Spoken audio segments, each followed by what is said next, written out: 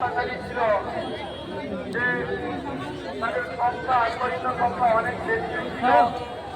এদিকে হোসেনের পক্ষে সৈন্য শুধুমাত্র কয়েকজন তার অনুগত এবং আত্মীয় স্বজন।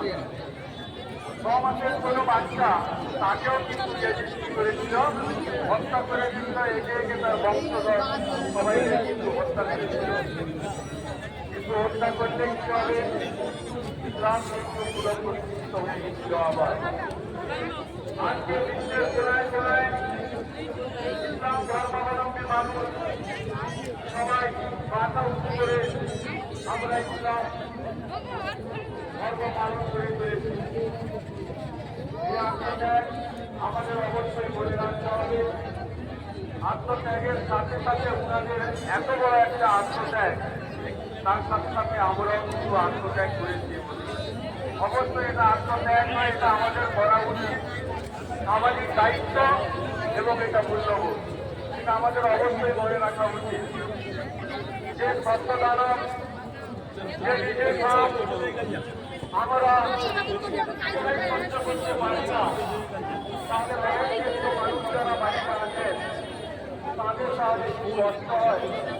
আমাদের কিন্তু এটা অবশ্যই অনুভব করা উচিত। ছোট ছোট বাচ্চারা আছে বাড়িতে, তাদের কি কষ্ট হয় সেটাও কিন্তু আমাদের অনুভব করা উচিত।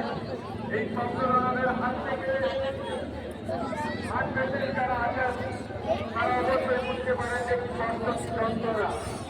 কিন্তু আজকে আমি হাতে মুসলিম সভাপতিকে অবশ্যই ধন্যবাদ জানাই।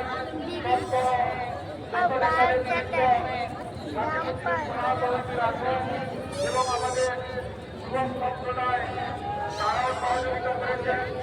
আর তার সাথে সাথে যে সমস্ত সবাই আছে সবাইকে আমি অসংখ্য ধন্যবাদ জানাবো।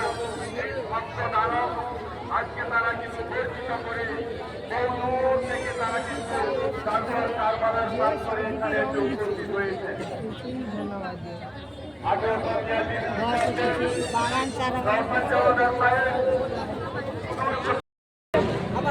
আমাদের উদ্দেশ্য আমরা সবাই সম্মিলিতভাবে একত্রিতভাবে আমরা ঐক্যবদ্ধভাবে এখানে আমরা থাকবো।